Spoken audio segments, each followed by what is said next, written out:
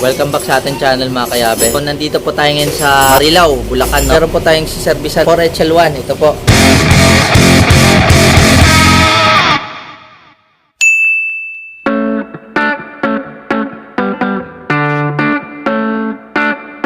Ang issue daw po nito, overheat. Nagpalit ng mga pyesa panloob. Nung papanda rin na hindi na. 6 months na po nakatenga to na hindi umaanda. So sir, ano po yung mga pinalitan dito sir? TPS niya, sa pressure pump. Yung suction control valve, fuel limiter at saka common rail sensor. Pero di pa rin po daw umaandar. May crankshaft sensor pinalitan. Hindi pa rin daw po umandar. Okay naman electrical sir, no? Okay naman electrical niya, may mga power naman. Matagal-tagal na talaga nakatenga. So sana ma-troubleshoot natin to at mabaybay natin problema bakit hindi siya umaandar. Pero may cranking naman po. May pag-asa po tayo pagka may crank. So mga kayabe, umpisa namin to ngayon baybayin. Pero syempre testing natin kung nagka-crank ba talaga. Tsaka scan na rin para malaman natin kung saan yung problema. So stay tuned mga kayabe para malaman nyo yung problema. A few moments later. So ayan mga kayabe, binaklas po natin yung rocker arm at saka yung camshaft. So bakit kamo? Kasi hindi po naka-timing yung cam gear. Ito po yung cam gear mga kayabe. So ayan.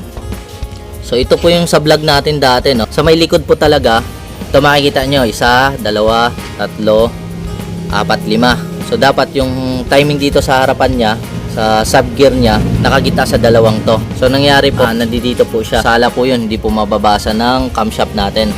Yung camshaft sensor natin rather. So ito po yung timing niya. Ito may dilaw na sila yun. Pagdating dito sa likod, ayan, nandito siya. So dapat nandito siya. So ipipihit po natin yan ngayon, tapos subukan natin pandarin kung andar na. So yan po yung dahilan na hindi po mandar to. Stay tuned mga kayabe. So ayan mga kayabe, na timing na natin yung shop. So ito, kinukompleto ng kasama natin si Kayabing Titus. Ayan. Brother, yan yung body ko ngayon. Yan yung madalas yun na makikita ko sa home service natin, no? Si Kayabing Titus. Ayan, kinukompleto niya na po yung injector harness. Tingnan natin pag gumandar na to ngayon after timing.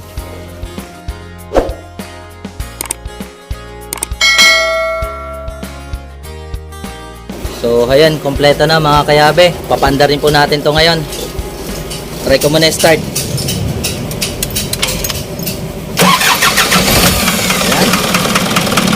After 6 months, mandar na po mga kayabe.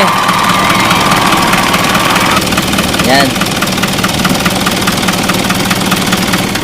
Ayan, patay muna natin at kukumpletuhin muna yung tornilyo ni Kayabing Titus. So ayan mga kayabe, after 6 months po, no, na natenga yung unit na hindi umaandar. Ayan, umandar na po. So sa awa ng Panginoon, umandar siya, nakisama naman. Nakita nyo, umandar. Ang ginawa natin ito, timing ng camshaft dahil tumalon isang ipin, no. Ayun, okay na, umandar naman na. So observation na lang to. Tapos mamaya tingnan natin kung matitest drive to kasi may ginagawa pa sa clutch, no.